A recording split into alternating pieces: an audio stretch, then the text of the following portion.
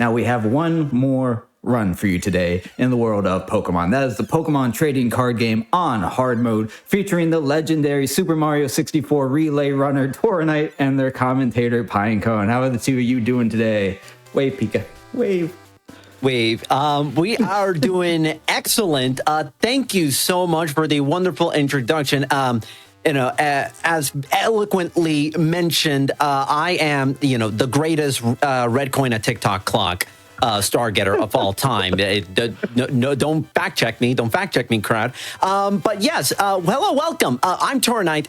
This is a very special way to play Pokemon TCG. You may remember me from the 20 million different playthroughs of this game, Pokemon TCG on Hotfix in the past. However, this one's going to be a little bit different. This is hard mode. Hard mode is, to kind of very simplify the premise of it, imagine doing a card game speedrun with 0 cards starting out, as opposed to the 80-ish, 90 total card that you're typically starting out with. So you may be wondering to yourself, wait, hold on, this is like a really cool mod. No, it actually is not. As you can see, this is done on the officially on the Nintendo Switch Online version of Pokemon TCG, and it's actually possible to do so on most official copies and ports of the game. The way we do this is by doing a save corruption glitch that is a little bit too inside baseball for even my way of explaining it. But for stuff that is, for a lot of the stuff on the technical side of things and a lot of the things that we're going to be showing off throughout the entire game, I have with me the wonderful Pinecone with me on commentary. Hey, good evening. Yes, really excited to be able to show off hard mode on Hotfix. This started as a pretty humble category extension many years back when someone was messing around with glitches, and it's kind of blossomed into its own deep variant of trading card game speedrunning. So thank you, Tora, for bringing me along, and we'll explain how this works as we go, I suppose. Right. So let me make sure that I am on the proper. Okay, I'm make sure I'm in the proper save state. This is important for a very specific reason that may or may not play a role in about a minute or so. So I'm going to count this down. However, the actual setup to actually being able to do a run in the first place will start actually before I even start counting down. At the start of the game, we get a free booster pack, and luckily that booster pack has a lot of great cards, but we are looking for one specific card, Hitmonchan. That is going to be our ace for pretty much most of the first half of the run, and it requires a RNG manipulation that starts from the very beginning of soft resetting the game, which I just did. And I have about 17.06 seconds from that soft reset. So I'm going to count us down from 3, 2, 1, go. And hopefully we'll get it going and see if... Yeah, this mailbox, this email is the only cards that Tornite has access to in the run at this point, because we start with 0 cards. That's what makes it hard mode. And so what Tornite's doing is using a timer at the beginning of the RNG to open that mail pack within a 5-frame window to get a very strong basic Pokemon to build a deck around, Hitmonchan. This manipulation is what makes a marathon consistent hard mode run even possible. Discovered a couple years back by yours truly here. And Tornite's really taken it to another level. So far, first 2 tries haven't quite worked out. We're looking at a couple of early frames for both of those. It is obviously a very difficult thing to time. That also looks a little bit on a couple frames early, maybe 5-6 frames early. Now I am actually timing this on from my iPhone timer, so I'm basically eyeballing this. If I'm not able to get this in the first couple of tries, that is okay. I have another save state that has this already done, so hopefully. Yes, we do have a backup safety for this, but oh, you're getting closer. Or slightly farther away. It's like 6 frames early. Okay. I'll give this 2 more goes. If not, then that is okay. We can just start the run without going to another save state that just pretty much has just a Hitmonchan, and we can go on our merry way. But it's always worth a shot. It's a very cool thing to show off. Koopa. That is... Oh, you are 4 or 5 frames late. Okay, yeah. It is extremely, extremely difficult. One thing we also are not, people might not consider or taking into account is the fact that the Switch also has input delay. So it's not just eyeballing things, but also having to do mental math in my head as far as being able to do it. That's unfortunate. That's fine. We can just start here. Below the save state, yeah. Yeah, there's about 5 or 6 frames of input lag on Switch Virtual Console, and the manipulation window is 5 frames, which makes it even harder to hit. Luckily, we have this safety backup save, so we'll just use our imagination and be like, "Yep, that definitely happened." So what Toro's doing now is the other source of cards without a deck is this guy on the right that Tornite just talked to, who gives you free energy if you have under 10 energy cards remaining in your inventory. So what Toro did there is talk to the guy to get free energy, then built a deck of entirely energy to talk to him again in order to get free energy, 20 free energy of every type. And every card matters when you're playing a hard mode speedrun, so being able to get those extra energy really helps. And now we're going into the earliest fights of the game. Tornite is going to assemble the deck, and then, or it is assembled already, and then going to be battling some of the early game fights. Tornite's route focuses on the early game fights that give you certain kinds of booster packs. There are 4 kinds of booster packs in this game, and Coliseum is the booster pack that has about 80%, 90% of the good cards that we use in the speedrun in it. And so Tornite is doing these early, quick battles that are required to beat the game and give you Coliseum booster packs in order to improve his deck as fast as he can. So far, he's had okay luck on this battle. It looks like, ooh, that Primeape wasn't great news. Yeah, I had a feeling it was going to happen. Yeah, often the fastest thing to do in a trading card game speedrun is to reset out of danger, because the way card game duels work is the battle either ends when you kill or KO a fixed number of Pokemon, or if your opponent has no Pokemon remaining after you KO one, it'll just end. And so it's often worth resetting until your opponent starts with only 1 Pokemon or only 2 Pokemon. Like, this is a one-on-one battle here, so this is favorable odds. So Tornite's going to go for this one, and hopefully Jessica won't put anything on the bench. There's one thing on the bench, but it's also manageable. So we'll see how it goes here. The one thing Chad has pointed out, because of the menuing and the screen background, this is not quite a flashing lights warning, but I am assuming most of the run will be quick menuing and things like this. So if anyone is sensitive to this type of input or visual stimulus, feel free to do whatever it is you need to do. But I'm imagining the rest of the run will be very, very quick, just like this. Yep.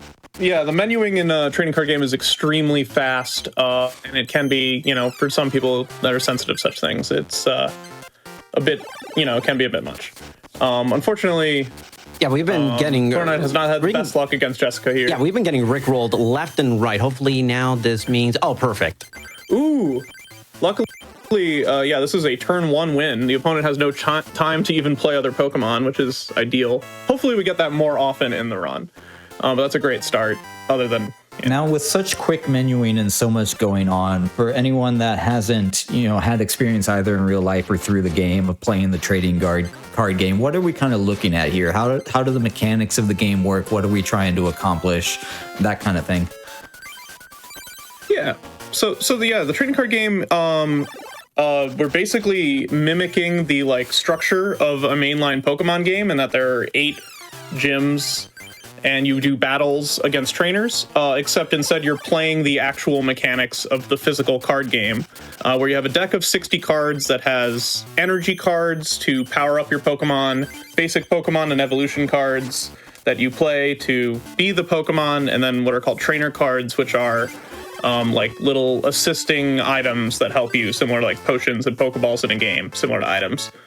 And so we're doing kind of these facsimile of real Pokemon battles by playing with cards, where, you play cards into play to summon Pokemon, and you draw them from your deck and all of that.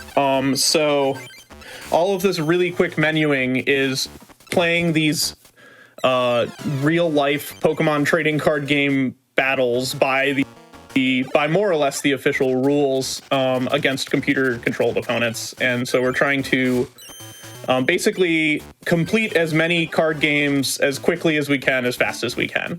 The one thing for sure that you did say more or less, and that is true. Depending on how certain battles go, we may potentially be using strats that in the real world TCG, they have since made actually illegal, just because of all the shenanigans that can be done with some of the things we may end up doing. So hopefully, how many times? Okay, tackle. That is fine. Yeah, you're all right. So there is one major rule difference that we exploit each and every battle. So in the current rules and for most of the history of the trading card game in real life, if you draw your starting hand of 7 cards and you don't have a basic Pokemon, you take a mulligan and you draw a new hand, and your opponent is allowed the option to draw extra cards, which is a huge advantage. In this video game, that you are allowed to draw a new hand if you don't start with a basic Pokemon in your hand, but your opponent gets no benefit. That rule is huge for us because it means we can build decks that only have one Pokemon in them in order to guarantee that we're always going to play with that same one Pokemon. And that's pretty much the rule change that makes hard mode possible. This deck right now only has Hitmonchan as its only Pokemon, and that's how we're able to start with Hitmonchan every single time. A very powerful basic Pokemon with high HP and a high damage attack that exploits a common weakness, allowing us to take advantage of these early game fights. And we're a little bit late here, but can we give some love to Fat Pikachu? I miss Fat Pikachu. I know Fat Pikachu's coming back for, I think it's the 35 year anniversary or whatever. So Pokemon's doing some Fat Pikachu stuff, but like, let's give some love to the Fat Pikachu. Yeah, no, and depending on how this run is gonna end up going, we might actually get to see Fat Pikachu in our deck for a brief second. That is true. One of the options for the route, a lot of the hard mode route will depend on what Pokemon Tornite acquires through these booster packs, and Fat Pikachu is a beloved option for the Water Gym coming up. We'll also see a few trainers have Fat Pikachu, hopefully, coming up. I guess we're now we've now encountered most of them. But the other beloved Pikachu, I guess Flying Pikachu is a form of Fat Pikachu as well, who makes a couple of appearances in the run. We've already had one trainer that could have had Flying Pikachu, and then we'll see Flying Pikachu, hopefully we won't see Flying Pikachu because it's a big drawback for the speed run, but we may see Flying Pikachu later at the Science Gym. Yeah, and the one thing that makes hard mode is the fact that even easy fights, because of the fact that we have nothing but one Hitmonchan and no trainer cards to, support us throughout the entirety of the run.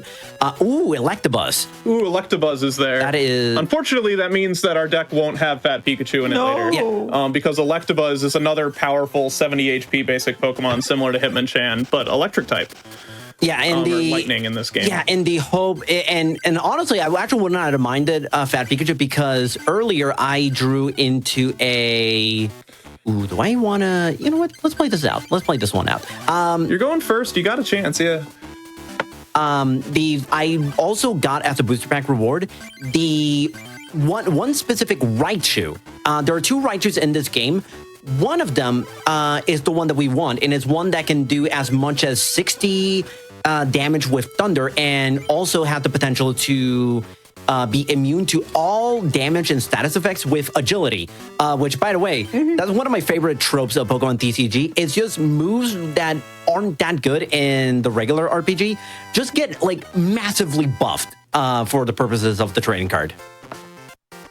Yeah, that is true. You'll see names of attacks that mean nothing to like competitive Pokemon battling or mainline Pokemon speedrunning that are our lifeblood here.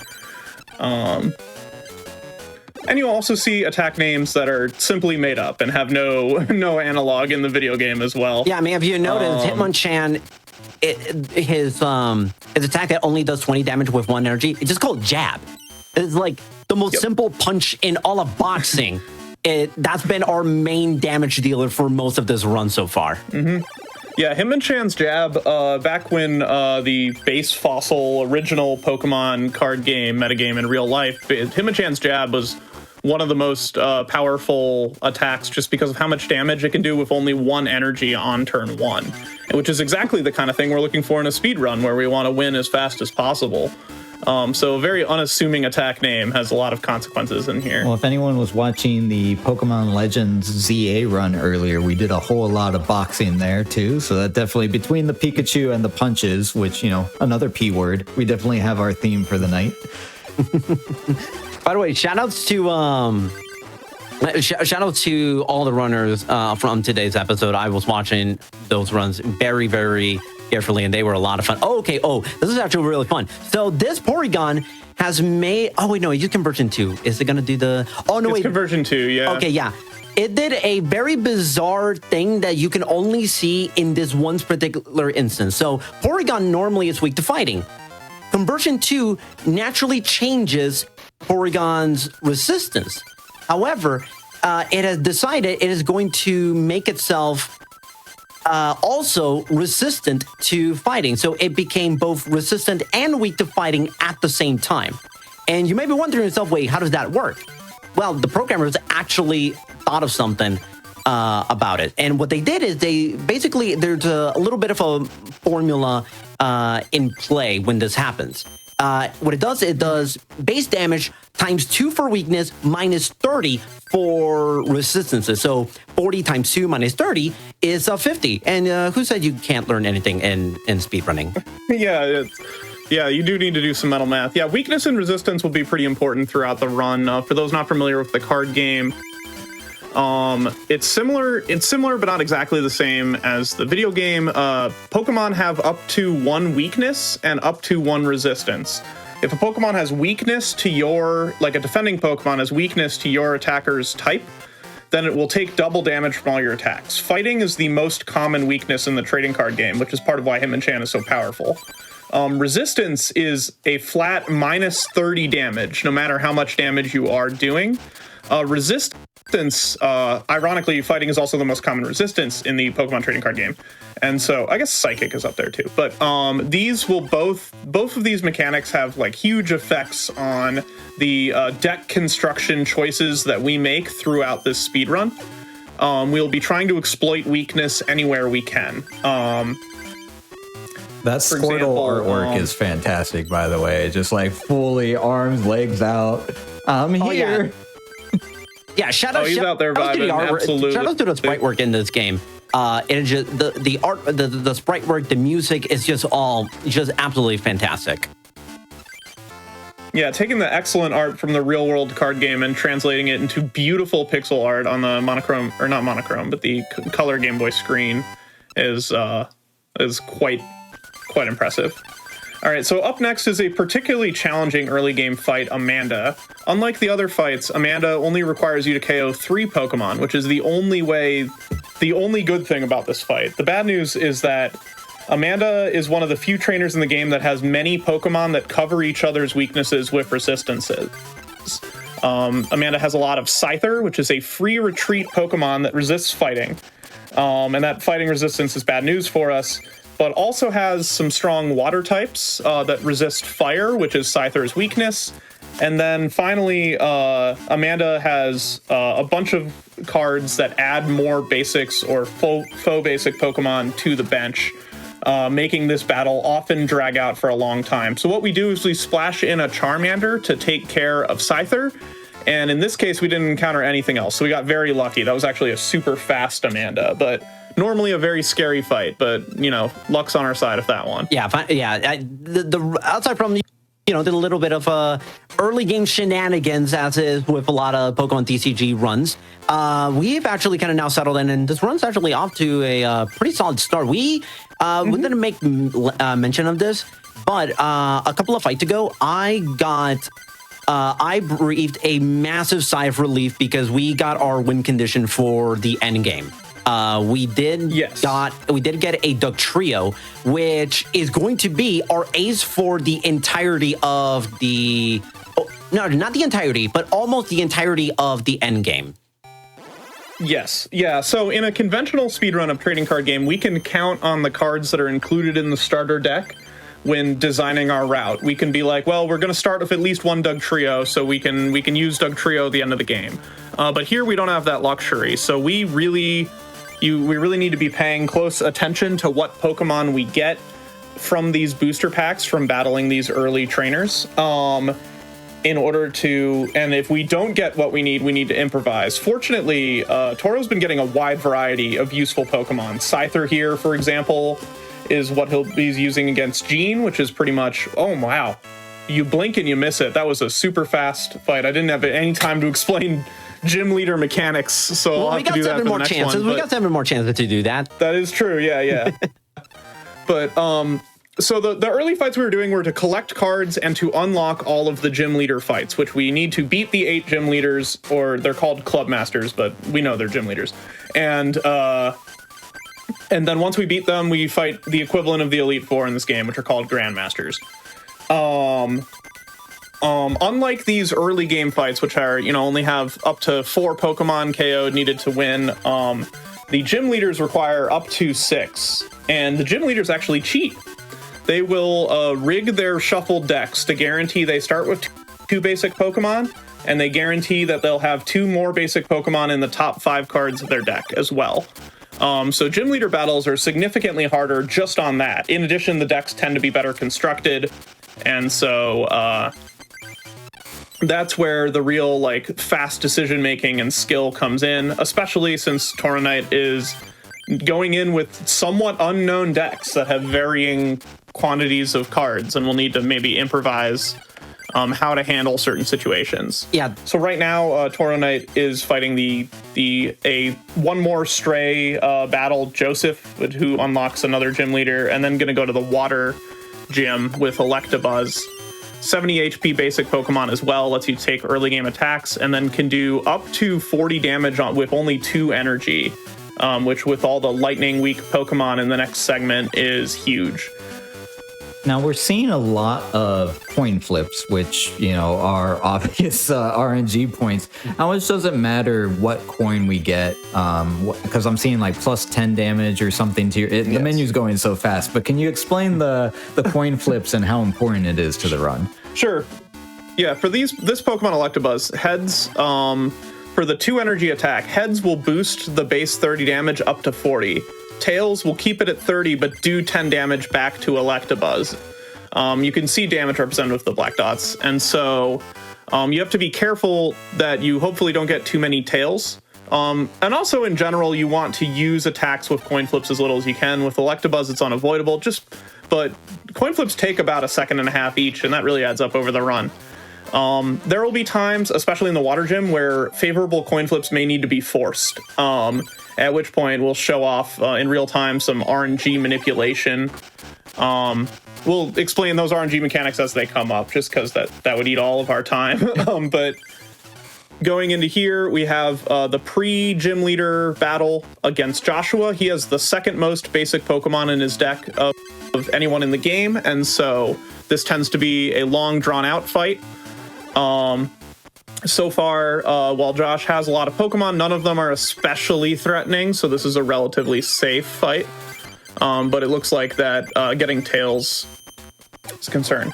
So one thing that Tornite just did there, where he soft reset the game and kind of went back in time in the battle, Pokemon trading card game kind of has its own equivalent of save states called Continue Duel, which is that if you turn off the game and come back to it, it will return you to the battle at your most recently completed decision point, which is really handy if you haven't finished clicking through all the menus about the decision you just made, such as if you did an attack and you don't like it. So what Toro did is realize that he was going to flip Tails, and then went back in time basically to play a defender trainer, which prevents damage to self, in order to mitigate the effects of that Tails. Using these kind of information gathering techniques with Continue Duel will happen throughout the run, and it's a great way to make otherwise risky strategies a lot safer. And I want to take this opportunity to kind of dispel a long-standing backyard, one of those Mew is under the truck rumors. No, if you don't, if you hit the A button on the coin flip when the Pikachu face is just about to start hitting, no, it is not an automatic heads. It is predetermined. And so many people believe that. I believed that when I was a kid because I read that online. So I'm just here to also dispel that rumor that you cannot manipulate the coin flip in that regard. It'd be cool, but unfortunately, that's not the case. That said, there are a lot more cool ways to manipulate the coin flip that we'll be doing probably in this battle. This is one of the more important battles for coin flips. So the way the RNG works, just as short as I can make the explanation, the RNG constantly increments every frame like a lot of old games until you start a battle, at which point the RNG stops incrementing until something needs a random number, at which point the RNG will be incremented. And relatively few things need random numbers in the trading card game, which means that it's like only when a coin is flipped or a deck is shuffled, very rarely when a CPU makes a certain decision, and that's about it. So if you use an attack and it gets tails, you could use that continue duel feature to go back in time and then maybe play a card that shuffles your deck or play a card that flips a coin. And then now the coin flip that you get when you use that attack will be different. Or maybe different, 50-50 chance again, right? You get another roll of the dice, so to speak. Oh, I got it. Unbelievably unlucky. That is extremely rare to see in this category. Yep. The good news is you gave us time to explain the RNG. So, yeah. Happy accident. So yeah, coin flip manipulation. I accidentally just, you know what? I'm just gonna reset that. Fine. Just try again. Yeah. Yeah, that's. So Mysterious Fossil is a trainer card that we have that is basically a fake Pokemon. It is useful to serve as a buffer, to like take attacks and stuff while we're setting up. But you shouldn't attach energy cards to it. Never. And Toro basically just kind of fumbled through the menu there. Now, with menuing this fast, it's really easy to make mistakes. So that's another benefit of this constant saving and resetting that we do, is that you can go back if you make an input mistake. Yeah, now would love to have that feature in a lot of other speed games. Now I could be naughty and just actually use the Switch Online's rewind feature to just undo that mistake that way, but we're trying to do this legitimately. So yeah, that's outright cheating versus this legitimate method within the rules. So okay, that's gonna be actually a very, very good potential RNG coin flip manipulation instance. Yeah, after a couple false starts there and some really bad luck, the only thing standing between Toro and victory is a tails here. Smokescreen is an attack that gives you a 50-50 chance of it failing. Since Toro knows he got a tails, he can play a Pokeball to use up the tails, and then he gets a new coin flip for the attack to lock in the win. That is a perfect example of coin flip RNG manipulation that Tornite just did to win that battle. All right, now that we got 2 medals, we are now going to encounter our rival Ronald for the first time, and we have this incredible stat to get through Ronald. It's genuinely one of the greatest strats in speedrunning history of all time. I kid you not, it is that powerful that it is a guaranteed 1,000% sure progression. We go up against Ronald. He got this. Look at him. He got smug, smell you later, Gary Oak energy. It's a Gen 1 Pokemon game. Of course, the rival's gonna act that way. So we got our Magnemite right here, and we are going to, let's see. Hopefully, we don't get confused. All right, perfect. So now that we go and set up Magnemite. Wait, hold on. No, you lost. I misclicked. I self-destruct. Oh, what an awful mistake. No, All right, so. Listen, hold on. We got another chance. I did say this is a surefire strat for progression. I never said winning. Yes, that there is no reason to win a rival fight in Pokemon trading card game. The only reward is a card that we won't use, and it's a 6 prize fight that takes too long. So the fastest way through it is to guarantee a loss using a Pokemon that can KO itself, and Magnemite is one we have a lot of that has a cheap attack to do it. Shout out to AJ for coming up with that strat for intentional losing. In the past, before we figured that out, we were just throwing out weak Pokemon and hoping Ronald would decide to win, which he doesn't always do. So we force the issue with Magnemite. It's very nice. Yeah, a lot of the stuff in this game. Sorry to cut you off, but a lot of things in this game really can be credited to AJ. We even have a strat that we may potentially see in the next couple of fights. Literally call AJ strat, because AJ is that influential to the progression of this game's speedrunning history. Now, when it comes to levels of the Pokemon, like right now it has a level 8 Diglett, which is punching above its weight on a level 35 there. How do the levels play into this? Is there any sort of thing we need to do? Okay. They do not. So yeah, level is essentially part of the name of the card for this game. So it's essentially just like the Pokemon's name is Diglett level 8. But there's no experience, there's no leveling up. There is evolution from playing the evolved form of a Pokemon on top of its basic Pokemon form, but Diglett level 8 is just what the card's called. And there's one specific fight that I'm actually glad you actually mentioned, brought to attention the level. There's one fight in this game that I always absolutely love pointing out the levels discrepancy, because you would never in a million years have to would ever see this in a regular TCG or a regular Pokemon RPG game. But I'm not gonna spoil it just because you will. It's one of those, like, if you play this game long enough, you will know what matchup I will be referring to. Right. Yeah, I'm just going to say, for now, Diglett level 8 is really punching above his weight here, hanging out with these 30s and 40s and just two-hit KOing them all. But yeah, no, the big thing for this Lightning Club gym leader battle here is that Diglett and his evolved form Dugtrio resist lightning. And so all of these lightning Pokemon basically cannot touch Diglett. So other than status, it's only a matter of time before this gym leader is defeated. It's almost a free fight. Yeah, so right now, I think, so we're kind of going to a little bit of a boss rush. A little bit of a boss rush segment, because the next few fights are just going to be nothing but bosses. So Dugtrio is going to play a massive role in this. Normally, I don't include Hitmonchan in this one, but because we only have one Dugtrio, I'm going to play this a tiny bit safer and adding Hitmonchan into the fold. Yeah, and you'll need Hitmonchan in the next one anyway. So yeah, that is true. Doesn't hurt. So we're now battling Kem, the fire gym leader. And despite fire not having any weakness or resistance or anything with fighting, Ken's deck happens to have a lot of colorless normal type Pokemon in this case, who are weak to fighting. So Diglett and Dugtrio remain a strong option. Stronger than the water types we would have access to as well. That Jigglypuff artwork was something else. That was like the angriest singing I've ever seen. Yeah, I think there are 3 different Jigglypuffs in this game, and they all have phenomenal artwork. Am I... Okay, maintenance... Okay, this is going to re-roll the RNG, so that is perfect. I was going to take an L right there, but hopefully...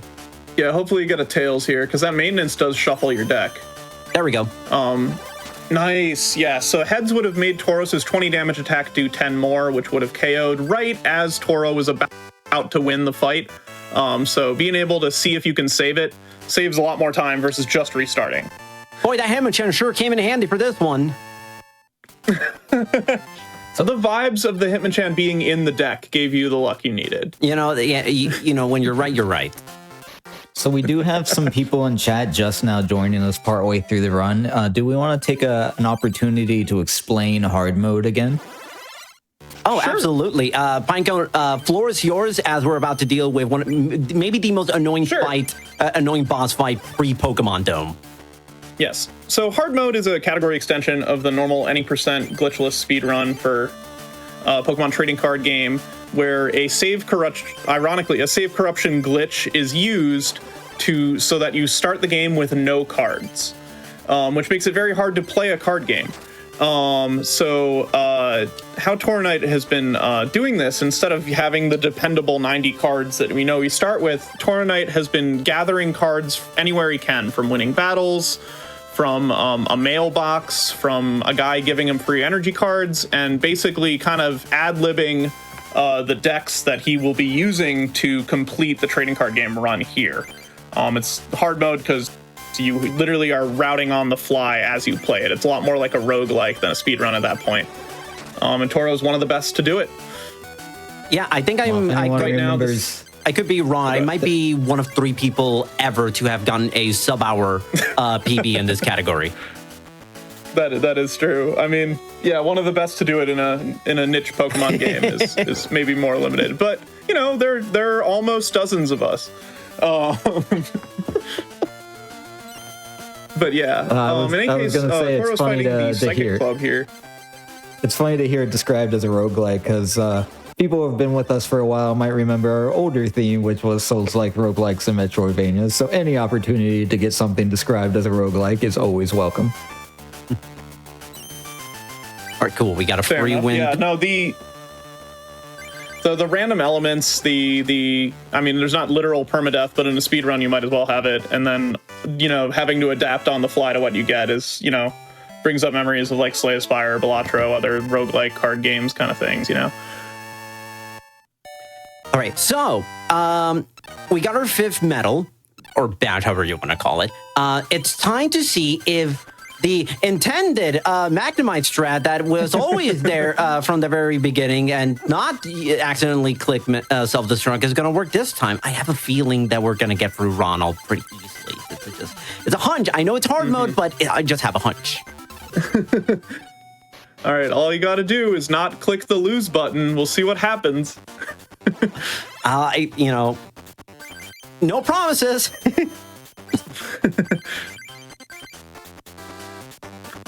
All right, literally the only thing that can go wrong in this fight is if you attach the lightning energy first. Hey, Pinecone, which button should I not hit? This one? I don't know. It's look inside your heart, decide what the heart of the cards tell you. Oh, sorry, wrong game. I don't think I'm supposed to click this button. Yeah, I don't think I'm supposed to click this button. Oh no, you lost again. Oh no. All right, well, yes, the second Ronald fight is much like the first. There's no reason to win it because the reward is very little and the time loss is very great. There will be one more Ronald fight at the very end of the game, and we do have to win that one. So hopefully that time we'll remember to not hit self-destruct. Pinecone, do we actually have to win that one? Do we? Up to you. I mean, you know, you're the runner here. Runner's choice. But yeah, Tornite picked up a Mewtwo here, which is a card you unlock, a promotional card you unlock for beating the Psychic Gym. And this Mewtwo level 60 is able to do 40 damage on turn 2, much like Electabuzz. And through a mechanic where if it can attach energy to itself via the discard pile. We'll see if we're able to actually do that part. But it is a strong psychic type attacker. Because all of the normal types in the game resist psychic, there's limited battles where we can use it despite it being really powerful. But Mitch, the fighting type gym leader, is a perfect case for it. Unbelievable. First go at it. I'm so happy. Oh, and got the Oak too. So the Oak puts the energy cards that were in Tornite's hand into the discard pile so that Mewtwo can use its attack to attach those energy cards directly to it, saving 2 turns. Big time save there. Yeah, no, this is literally the optimal. This is like about as good a start opening hand you could possibly ask for in hard mode. I am very, very happy. This is a fight that if you get really bad deck shuffling RNG, oh boy, you're going to be in this fight for a while because Mitch has a lot of very powerful, high damage dealing Pokemon. But thankfully, Mewtwo is king, so. Yep. Yeah, and fighting Pokemon in this game can do damage really quickly. So if Mewtwo doesn't get that quick setup, it can be taken down before Mewtwo has a chance to attack. So having that turn 1 locked in setup on the first try was a huge stroke of luck for Tornite. Really making the best use of the cards that we were able to randomly get. And next up is Science Club, which Science is not a type. It's not a type in the card game. It's not a type in the video game. There are so few types in the TCG in 1998. They had to invent a gym. They had to invent 2 types. Yeah, so there are only 6 types in the Pokemon trading card game in 98, like other than colorless. And so Rock Gym was one of the types invented, which is really another form of fighting in this card game. And then Science, as best as we can tell, it's like an analog for like Bug or Poison, sort of, kind of.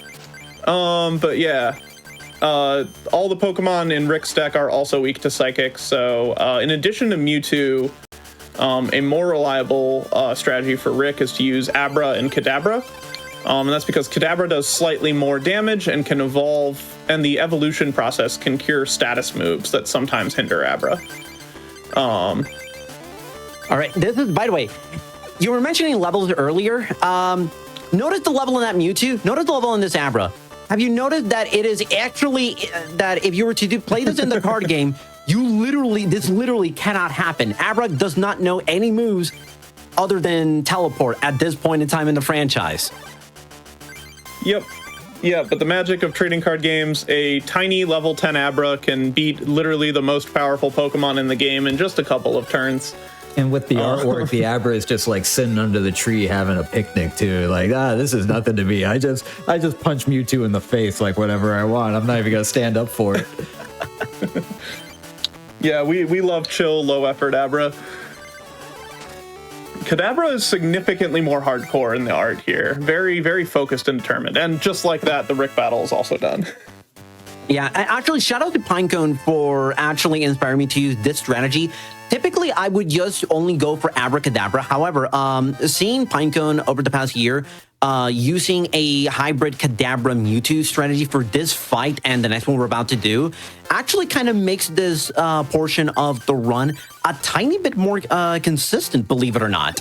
At least in my personal experience. So that is one of the cool things about Pokemon TCG is that the game is never truly optimized. And I think that's to its benefit because this game rewards a lot of creativity and it rewards experimentation, doing a lot of things that, that kind of goes against the norm in some regards. And a lot of times you strike gold. Pinecone, another example is the fact that for years, we did not even take a look at the Bulbasaur deck as a potential starter option. And it wasn't until Pinecone, I think, what are we talking, 2021, 22? 21, yeah. Where you kind of took a look at this deck and thought to yourself, wait a minute, there's a lot of really good stuff to take advantage of. And it's now basically the premier starter choice for top runners. Like if you look at every single top runner who has entered the top 10 in the last few years, with the exception of Rock and Trek, shout out to Rock, by the way, all of them have used, including myself, have used the Bulbasaur deck. Right. Unfortunately for hard mode, we don't get any decks, so I can't make. But in all seriousness, though. This is not a game with a fixed route, certainly not for hard mode, but even in the more conventional speedrunning games, like anything from the decisions of the order of the battles you make to the cards that go into your deck, which always varies a little bit every time, but certainly in hard mode it varies a lot, to which Pokemon you use. There's significant runner preference and experimentation there, and so it's a very cool game for trying out new things and seeing what works. For this last segment before the dome, we have to beat the grass gym. And so we're going with, you got Ponyta Rapidash there, right? I only have Ponyta. Unfortunately, hard mode strikes again, I get no Rapidash, but I do get base set Magmar, which is... Base set Magmar, I see. Yeah. So that's a good backup. So these are both Pokemon that have the ability to do 30 fire damage by turn 2, and with Grass's typical weakness to fire, that is often enough. But yeah, the exact fire types you use are going to depend on what cards you get, both in hard mode and in regular runs. So we're fortunate to get both Ponyta and Magmar in good quantities, which are 2 strong options. Yeah, there's a realistic chance in this category, actually, and even very rarely in any percent glitchless, you do not get a chance to draw a single Ponyta and a single Magmar. So you, at least for me, I'm left scrambling on the very rare occasions it happens to think of a new deck on the fly. And it's whether it's trying to go for, why am I saving the game? Not yet. It's either, going with Charmander again, if I also happen to get Charmander, because there's also a chance I don't get Charmander, or Growlithe. So, like I said, the one thing about this game is that you have to be prepared to think on the fly. So a lot of this game a lot of it is mental. And that is one of the really cool things about this, is the fact that it challenges you in ways that traditional speed games typically don't, is being able to route things out on the fly and kind of do a lot of like quick maths that you otherwise don't really have to think about in other speed games. Like I speedrun stuff like Ghost and Yard, Mario Golf, Spyro. Like none of those things have me rethinking everything that I know on the fly. Yeah, not just in deck building, but also especially within battles. There is constant decision making being made. You're being thrown in situations you haven't seen before, where you have, microseconds to make a decision optimally. Microseconds. There's different ways you have as long as you want, I suppose, but every second counts in a speedrun, right?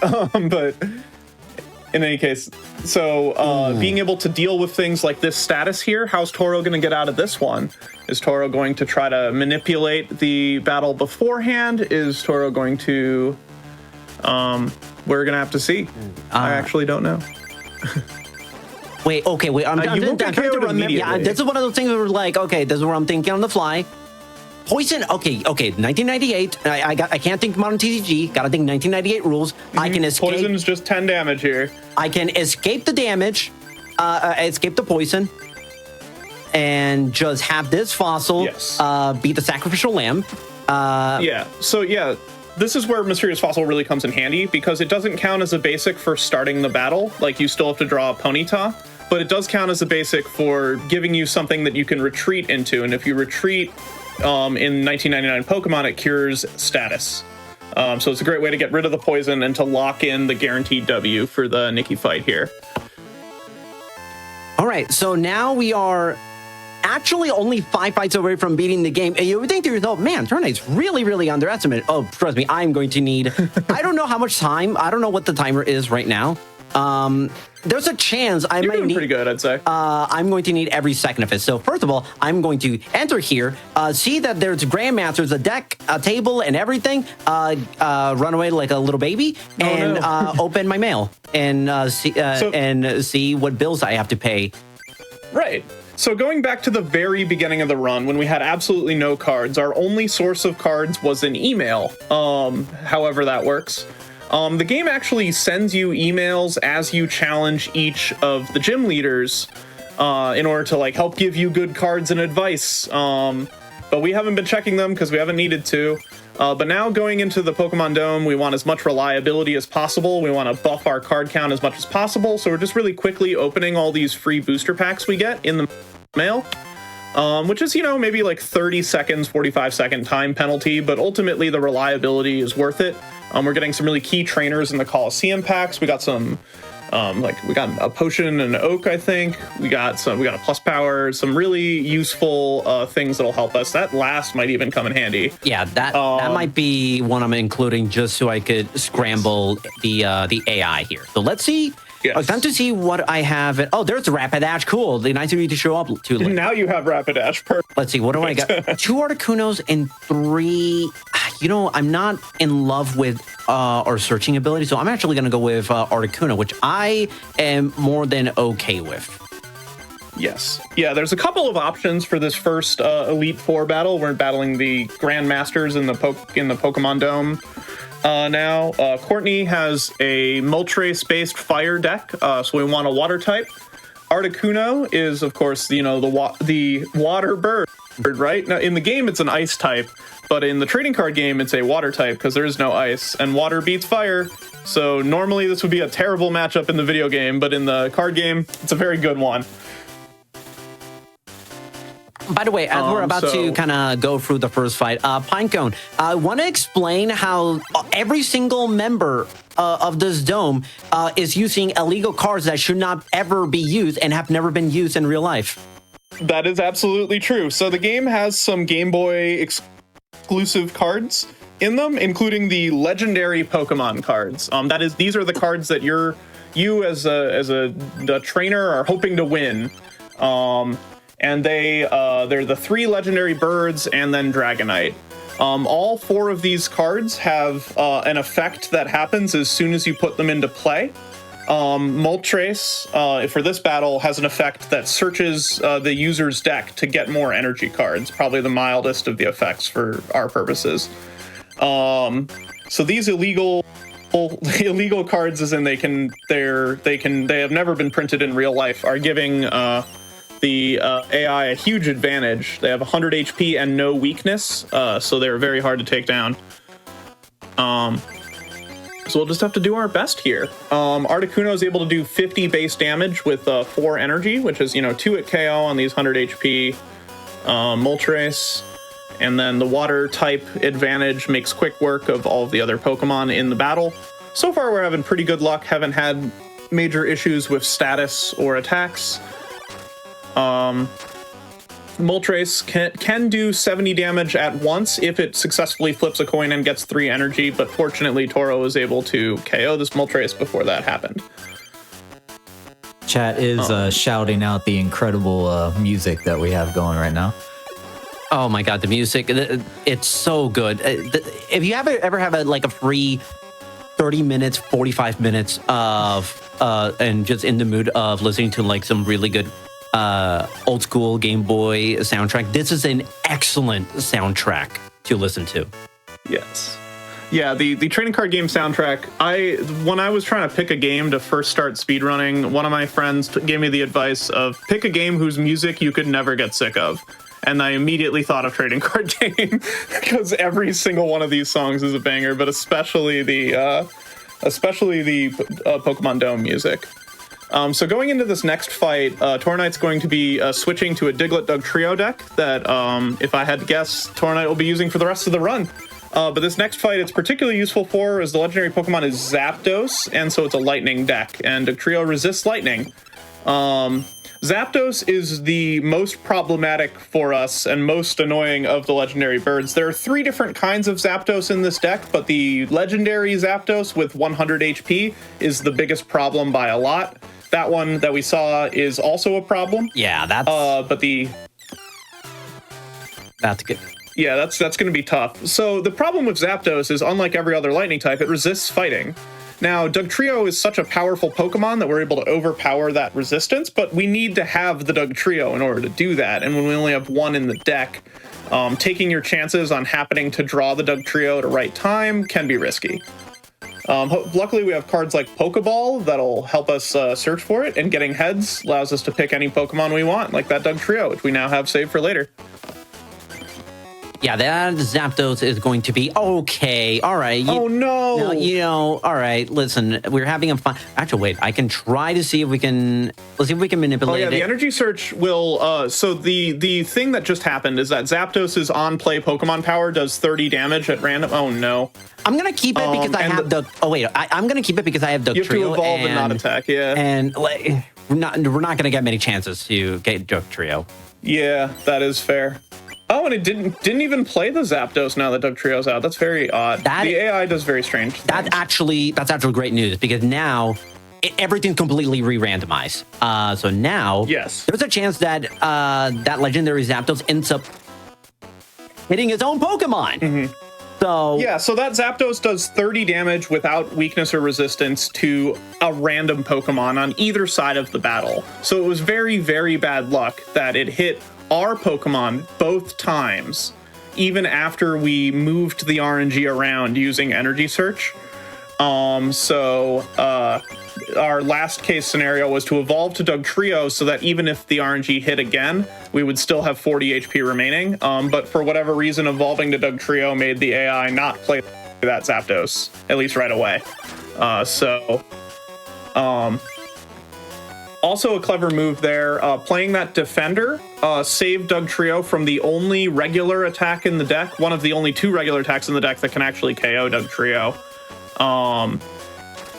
A bit hard to explain that in the time. Oh, there's another one? Oh my god. Okay.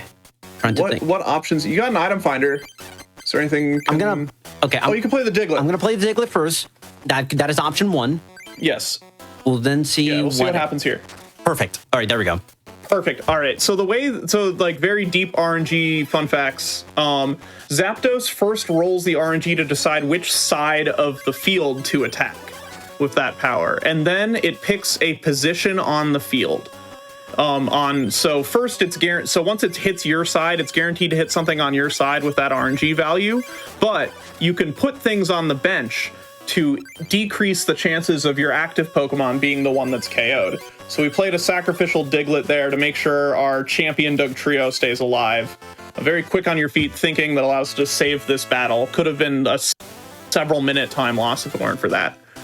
Yeah, no, this is one of those things. And believe it or not, had that Diglett threat not worked, I actually had a second way to get myself out of a jam because of that maintenance card I had that Pinecone pointed out a second ago.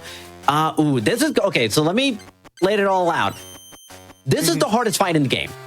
It's not even close. Yeah, I would say so. This is by far an absurdly difficult fight. Jack has everything you could possibly hate as a speedrunner of this game. You want status effects? He's got like 20 million of them. You want high damage dealing Pokemon? Oh, hey, we can do Lapras. We can do several forms of Articuno and a Dugong. So, and also it has damage sponges. This is going to be Chansey and the like. Okay. So this becomes very, very challenging because these 120 HP or 90 HP normal types for damage, sponging damage like Chansey, that incentivizes you to pick a fighting type Pokemon to beat those quickly. But all of these water types that, if given room to set up, will do 50 plus damage in one turn, that incentivizes you to pick like a lightning type. And so what do you do? Or a general attacker that can do anything. So what do you do? In this case, given the cards that Tornite has received, the Dugtrio is probably the way to go, but there's a lot of different battle outcomes that could work against Tornite here. So he kind of needs to like wait for the perfect situation or try to force it by using trainer cards at the right time. Looks like that Pokeball did get head, so we are able to retrieve the one Dugtrio we have, which is super important. He's debating on once he used a full heal here because it could KO the Ditto, and he does. And Item Finder will allow him to get that full heal back later, so that could potentially be really important. The only downside with Dugtrio against these legendary birds with 100 HP is it is a 3-hit KO with the Earthquake attack, instead of a potential 2-hit KO with something like Articuno's attack. But ultimately, that trade-off is worth it to be able to one-hit KO the damage sponges, because they can stall for so much time that in a speed run, it's really important to, if you want to lose, if you're going to lose, you want to lose quickly. You don't want to win a slow fight in a speed run. You want to either lose quickly or win quickly. And so Dugtrio definitely is kind of the all-in move for this fight. Oh, do I get Dugong? Luckily, Dugtrio's fully powered up, and that Dugong. That's fine. If that Dugong gets 3 energy and evolves, it can do 50 at once. But luckily, Tornite had an energy removal in hand that he's able to go back in time and use. So now Seal won't even bother to evolve, which is very good news. Allows the one-hit KO here, and now Chansey, weak to fighting, also one-hit KO'd. Woo, yeah, you escaped from like 3 different perilous situations in that one. Lots of super quick thinking. It's impossible to explain in time.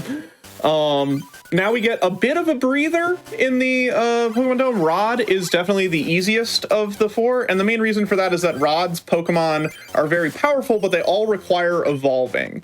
And, being a speedrunner, being a speed-based deck, we're doing a lot of damage really quickly. So Rod just doesn't have time to get his deck functional. So while it can go, it's not guaranteed to be like a 30-second fight or anything like that. Things can still go wrong. It's a bit lower stakes. It gives you a little room to breathe when you're preparing for the final fight of the game, Ronald. Okay. This is okay. No, I think I know how. This is a really dicey situation. Mm-hmm. I think I know how I want to play this. Okay. I think I know how I definitely know how I want to play this.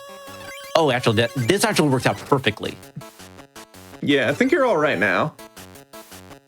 Yeah, there's certain edge cases where Charmeleon can appear and be attack on like turn 2 of play that can be really lethal for Diglett. And Tornite's trying to kind of be mindful by using cards like Gust of Wind and Energy Removal to ensure Ronald, that doesn't happen. Brick. There we go. Okay. Whew. Oh, nice. I was actually in a really bad spot, believe it or not. Cool. A second. Yeah, I think you're safe now. For now. But Kangaskhan does have the ability to add more Pokemon to the deck, so I'm going to so King just bank on just getting another Professor Oak and 2 chances at a... Hey, 2 Pokeballs. At least one of them's got to be heads, right? One of them. Right? Right? No. Right? No. Oh, well, we tried. It didn't matter either. It worked out anyway. Didn't matter. A level 8 Diglett. One level 8 Diglett took out this game's version of Lance. Yep. It's levels are truly wild in this game. Levels are nothing more than... you've beaten the Elite Four. That means you've won, right? No. Oh no, there's one more battle. This is for Who could have seen this coming? Yes, it's Ronald, and this time we're not allowed to lose. Oh, beautiful. This is about as good an opening hand as I could ask for, if I'm actually being serious. Oh, yes. And you got the Moltres start. So Ronald has one of each of the legendary birds. And if you remember what I said about gym leaders cheating, where they rig the top of their deck, Moltres' on-play ability that searches for energy cards also shuffles the deck. So Ronald undid his own cheating. So this is actually a very strong start for Tornite here. In addition, Tornite's hand has all the cards he needs, basically. There's a little dicey. I am going to definitely need some luck here. Actually, no. Oh wait, no, never mind. I forgot. No, you'll be in KO range after this, so I think you're okay. Yeah, never mind. I forgot. Ronald does not know how to build a deck. Okay, quiz time, everybody. That is true. Quiz time, everybody. You know how we need energy corresponding in most instances with the Pokemon's type to, actually play the game and actually be able to attack. Moltres, okay, you got the fire energy. That makes sense, okay? You got Zapdos, lightning energy. You can do a lot of damage. Articuno can do a fixed 40 to a random Pokemon on the opponent's bench. It needs water energy. You're following me along, right? Yeah. Guess what he doesn't have? Water and lightning energy. He has none. This is the worst. It's an all fire energy deck which has like 4 Pokemon wasted on attacks they literally can't use. Now, I know people like to say, Lance is the worst champion of all time. Or they like to say, I didn't like Diantha so much in X and Y. No, Ronald is the worst Pokemon champion of all time.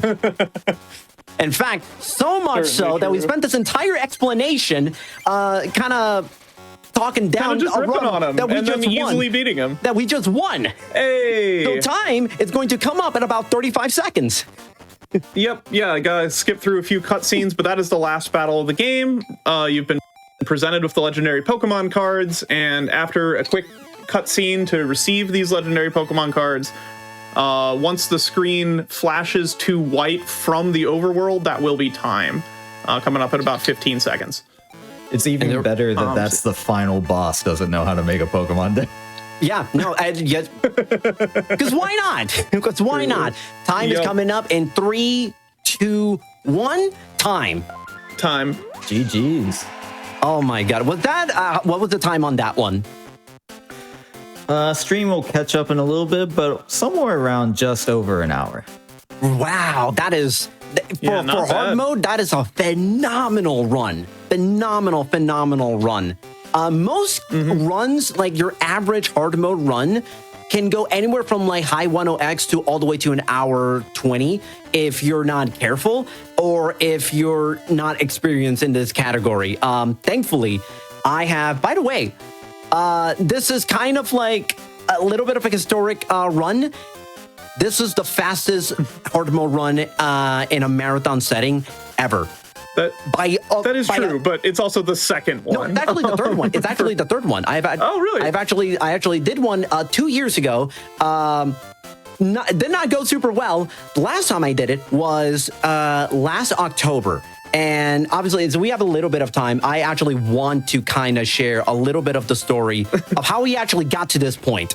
Our wonderful host and I, we were talking a little bit. Actually, we met up a few weeks back before GDQ, talking about the Mario Relay and everything, because, I am the greatest Redcoin TikTok clock star of all time. That's, check the tape. But we were talking, and I had suggested the idea of like hard mode actually being a thing. Pokemon TCG Hard Mode is a thing. I never would have suggested that in a million years had it not been for one specific person. And I want to give a shout out, and I should kind of dedicate this run to Alara. Alara is a wonderful member of the speedrunning community. She does not play Pokemon TCG whatsoever, but she is a big fan of like very obscure, very niche, challenging types of speed runs. And back in the summer, we were in Pittsburgh, we were talking, and she, out of the blue, she said, "So tell me about this hard mode you got in TCG." And she convinced me, I don't know how, she convinced me to submit this for an in-person event at the Pittsburgh Gaming Expo. So shout out to Steel City Speedsters for organizing that event and for giving me the chance to showcase that run. That run, I have said time and time again since then, last October, as far as like the overall what makes a marathon run so entertaining, I consider that my magnum opus. That was one of the greatest marathon runs I've ever done and probably will ever do in my entire life. And it's given me the confidence to be able to showcase this game here on GDQ. And the fact that this beat that run by almost 10 minutes, it's honestly astonishing. And I could not have done it if it wasn't for Alara convincing me over 6 months ago, which the butterfly effect is arriving to here today. And I'm very gracious and thankful, not just to you for letting me be on your show, but to the entire Pokemon TCG speedrunning community.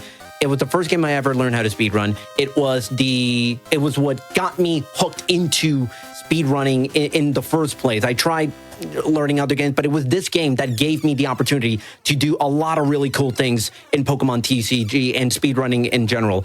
I would not be where I am today if it were not for this game. I have met many wonderful people with this game, Pinecone being one of the many people to do so. I've been able to travel and to so many different places, and all of that started with this game. I cannot thank this game enough, and for speedrunning for giving me the opportunity to, kind of put us all where we are at today. And I am very, very happy to be able to be here. And, I just can't say enough great words about this game. I can't say enough great words about the entire speedrunning hobby with all the people who are a part of this. I am so thankful to have been in more ways than one. This game has enriched my life to an unbelievable degree, and this run is just further proof of that. I just want to thank everybody who basically got me to where I am today. Sorry for the long-winded speech. I know we are a little bit underestimate. If it's all right, I would like to showcase one or two things that Pinecone and I actually kind of discovered literally minutes before we went live. Yeah, let's do it. And if you don't have chat open, Alara is here with us, and there's a cutie at the end of the name. So hello, cutie, Alara, welcome. Thank you, Alara. You are an absolute rock star, and I am so thankful to have met you. So it's gonna require us to rewind all the way back over an hour ago. And that is to, why am I on, wait, that's the proper save? There we go. That's where I wanted. That is true. So let's set the table. This is the same save state that I started this entire run with. Mm-hmm. Nothing. I mean, you see cards names, but 0, 0, 0. You see nothing. Yeah. I have no cards. The save state starts with no cards, and so you don't have a deck.